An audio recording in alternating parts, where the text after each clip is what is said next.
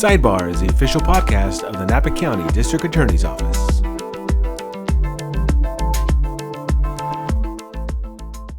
Hello, everybody. This is Carlos Villatoro with the Sidebar Podcast. This is our first podcast of 2026, and I want to welcome you.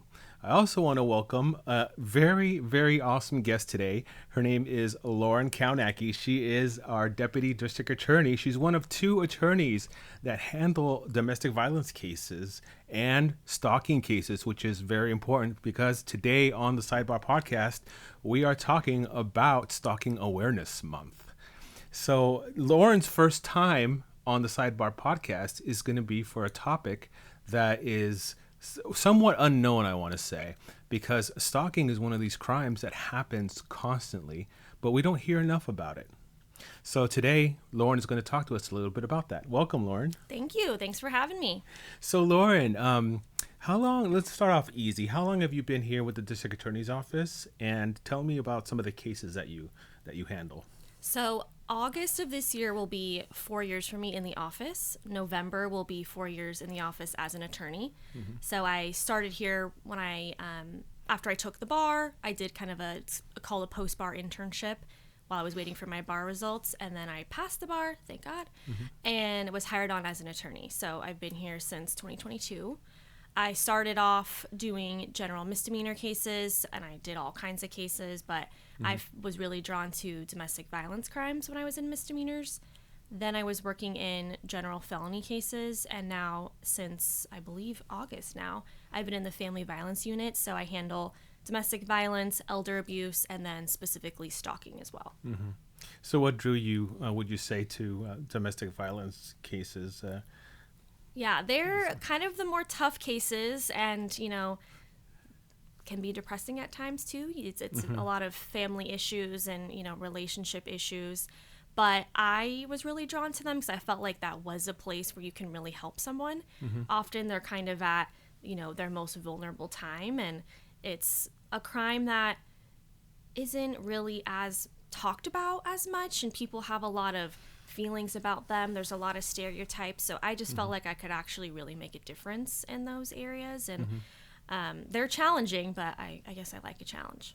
So stalking is one of these things, like I said, it's not considered as serious, I want to say, in society. I see shows on Netflix all the time, and you don't know whether or not the characters are flattered or if they're scared or if they're grossed out. I mean, all of these emotions can pop up when somebody is being stalked. But there's a legal definition for stalking, and there is a penal code, a crime associated with. So how do we define stalking? Yes, so stalking is defined very specifically in the penal code, different than kind of our normal day-to-day use of it, I would say.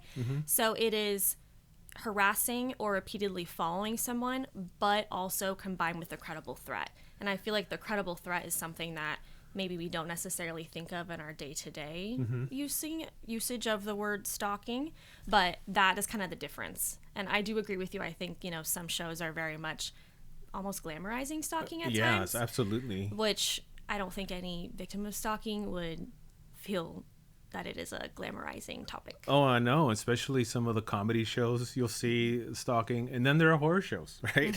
Where the killer is stalking the other person. And so it runs the gamut on when it comes to stalking portrayal in the media, in the popular media. And so, but there are myths associated with it. I've heard everything from it's harmless, or yes, it's not as serious, or it's not a violent crime, so it's really not considered a crime. So what are some of the myths that you constantly hear? What are some of the things that the defendants in these cases say?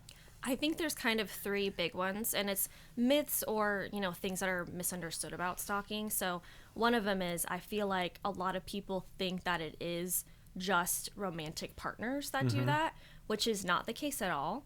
Actually, 42%, which is the most, are acquaintances. They're not romantic partners at all. So it could be someone you know casually. That's actually the most common type of stalking, which I feel like isn't as well known. Also, men can be victims of stalking too. I think that's not as talked about as often. I believe it's 1 in 5 women are stalked and 1 in 10 men. So it is less common, but men are victims of stalking too. And then finally, I think kind of what you were saying is sometimes things that are a part of the stalking behavior aren't necessarily bad. For example, they could be leaving gifts for someone. That could be, nice. But for that person that is the subject of someone else texting them 50 times and leaving them a gift, that's actually really scary. It's a really scary thing. But when they tell someone else, like, hey, this person left me money on my car, they're like, oh, that's nice. Good for you. But for them, it's actually really scary.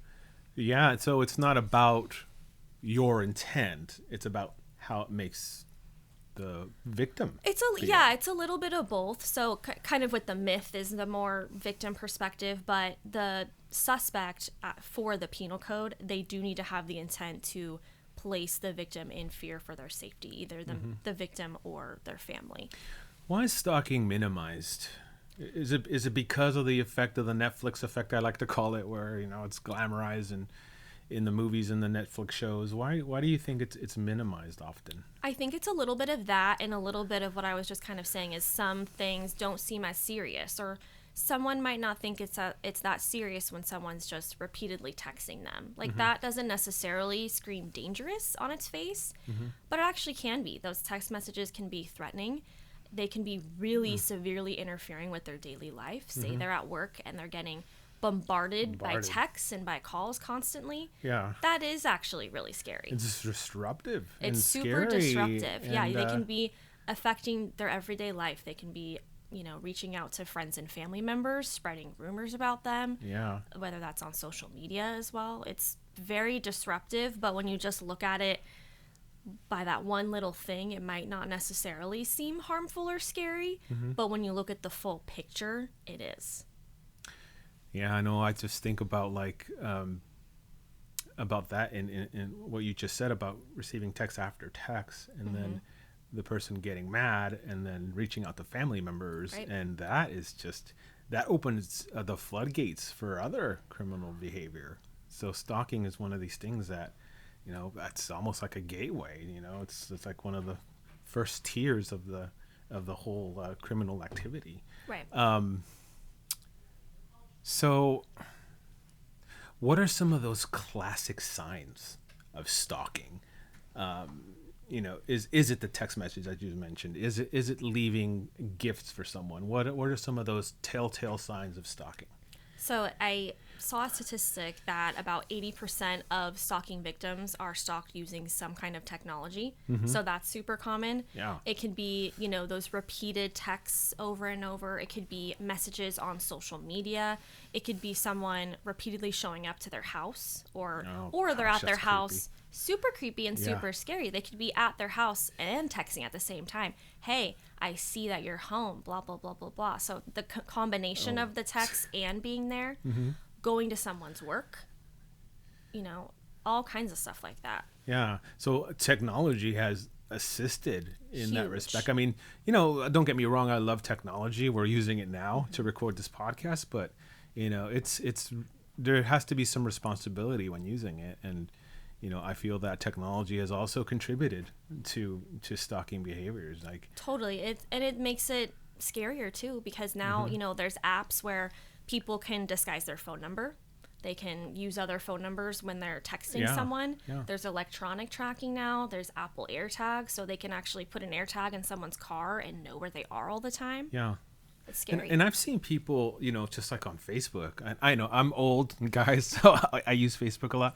But, I'll see people cloning entire accounts and, friending people on the list because their accounts are open. And if your account is open, all of your activity, all of your friends, you can access all of that information and just clone the account and do stalking that way. Reaching out to, people that they follow on social media too. Yeah, I report those, by the way, so don't even try it. So is stalking considered a misdemeanor or a felony? So it's both. There's there's two main subsections of our stalking in the penal code, which is our laws in California. So one subsection is what's called a wobbler. So that can be either a misdemeanor or a felony. The felony is punished a maximum of 3 years in prison. The other subsection is stalking when there's some kind of court order in place. So that could be there is an existing restraining order, or there's an existing protective order or a court order. So in a way, they've kind of already been warned about this behavior, but then they're still committing an act. So that is a straight felony. And that's punished with a max of 4 years in prison. Oh, okay. So there's kind of two different sections depending on if there's a court order in place or not. Yeah, so there are some strict penalties there. And as you said, it's a wobbler, which means it can be charged as either a misdemeanor or a felony. And so that's good to know. Now, so what are the tools that that district attorneys in our office use to help victims feel safer? Yeah, so we're lucky that we have great victim advocates in our office. So one of the major important things that victim advocates can do and help victims of stalking with, they might come in and it might just be a restraining order violation case. It might not actually be a stalking case, but with information that's being provided to that victim advocate, they might realize, ooh, you know what? It seems like there's something more serious going on, and flag it to the DA that's assigned to the case. And then we can look at it and evaluate it for potential stalking. So victim advocates can kind of help identify that it might actually be a stalking case versus just a restraining order violation or some other kind of crime. So that's super important. But as far as protections go, again, our victim advocates can help with, relocation costs, getting surveillance cameras, helping them with counseling. Helping them to block people on their apps and with stuff. Technology. And as far as the attorneys go, once we file a case, we can help get a criminal protective order in place during the pendency of the case. Okay. We can get bail conditions that's not contacting them, for example, stuff like that. Yeah. So is a criminal protective order something that our office obtains? Yes. Or requests from the courts? Yes. So when a case is filed, we can request a criminal protective order that's in place during the pendency of the case. Then when it resolves, we can request another criminal protective order, and usually they're up to about 10 years. But that's on the criminal side. They can also, victims of stalking can also get not a criminal protective order, but they can get a restraining order on the civil side as well. So they can pursue their own kind of restraining order civilly in court. I didn't know that. And we also have the tools to get a criminal protective order in criminal court. Great. So I have friends, you have friends, have been stalked. Some of them have. What advice would you give to a friend who has been stalked or who is currently being stalked? Yeah, well, obviously give them a lot of support, They're not alone. They're not alone in this. Really rely on your friends and family. Make sure they make their friends and family aware of what's going on. So they can kind of be aware of if they see something weird, they can tell them. Keeping a log of everything. So keeping a log of, dates, times, what's going on, reporting it to law enforcement. That's all super important. I really think the most important is making your people aware of what's going on while also keeping track for yourself, but reporting it as well. And I know sometimes it's hard for victims of stalking if they are reporting it and they feel like nothing's being done, but that step of reporting it is important. And there's a lot going on behind the scenes. Yeah. Is stalking a crime that's underreported? I mean, is it happening more often than we're prosecuting cases on? And why do you think that is? Is that just because? I would say probably yes. And I do think a lot of it is these things don't seem innocent on its face. Oh, this person's just texting me a lot, or they're leaving gifts for me. That doesn't scream crime on its face. But it is a crime, though. Right, it is a crime if it meets those certain elements, but they might not realize that. Or I think a lot of times too, victims of stalking, it is actually such a scary thing that they're kind of using a defense mechanism and downplaying how serious it is and how scared they are as kind of a self-protection thing.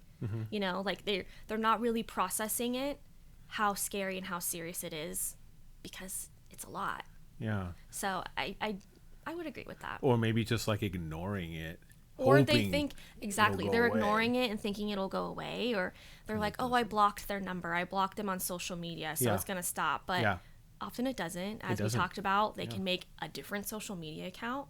I have cases where they just repeatedly make different accounts to contact them. They can use different apps for different phone numbers. There's a lot of different steps that people who really want to get in touch with someone can do, unfortunately. So oftentimes blocking might not be enough. It might not be enough, yeah. Technology for you. Even moving might not be enough either, which sucks. It's a huge interference in daily life. Oh, definitely. I can't imagine having to move because somebody is stalking you, and then for them to find you again, it could feel hopeless to do. Right.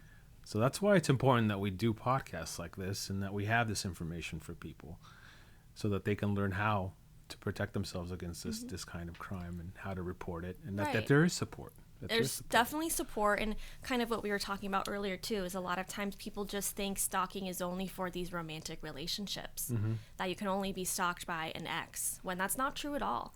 I've had stalking cases that are acquaintances, that are neighbors, just completely not in a romantic relationship at all. I looked at the stalking cases I have, and the majority of them were acquaintances. They were not romantic relationships. Any strangers in that mix? Not complete strangers, but that does happen. It does happen. But usually it's some kind of connection. It could be a loose connection, but there's usually it's they see in passing, or they at a gym, or neighbors, something like that. Like usually there's some kind of connection, not complete stranger, but not necessarily a romantic relationship, which I feel like people tend to think that's only what stalking is. Absolutely. And Valentine's Day is right around the corner, so hopefully all these exes will just don't do any of the stalking behaviors.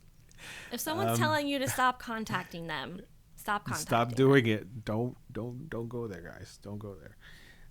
Okay. So on Sunday is an awareness day. It's very special. This is where everybody will don sparkly clothes or shiny clothes, and that happens on the 18th of this month. So tell us about that. You put a call out to our office to participate in this, right? So because we don't work on Sundays, we decided to do it tomorrow. So we're going to be donning some sparkly clothes. I'm going to wear a sparkly blazer that I wore to the Taylor Swift concert. Nice. We're going to take a picture and just kind of bring attention to a very important topic that, again, we've discussed isn't as talked about or is talked about, but is glamorized. Right. So what is the single most important message that you have for our audience in regards to stalking? What do you want them to take away from this podcast? I want to take away that you're not alone, and really reach out to the support of your friends and family, and especially if maybe you're watching this and some of these behaviors are ringing a bell with you, to take it seriously, because it is a very dangerous issue. It's something to take seriously. So please report things and listen to your gut. Yeah. Listen to your gut. Keep that log. That's a good tip. Keep that log. Inform people around you, whether it's your friends, family, or your coworkers, that's happening, so that if something does happen, alone. You'll have it well documented. Exactly. Yeah. It's super helpful, both for me as a district attorney, for law enforcement, but also for the victim too, so they don't have to be worried about remembering everything that happened. They can just write it down and kind of move past it. But I want everyone to know you're not alone, but to also take it seriously. Excellent. And I think that's going to be it for the Sidebar Podcast. I want to thank my guest, Lauren Kownacki, for being my guest today and talking about stalking. And if you want to know more, please visit us online or follow us on our social media channels. We have a X, a Facebook. We also have a YouTube channel and a LinkedIn page. So please make sure that you follow us on our social media channels and visit us on our website. And thank you very much for joining us. Thank you.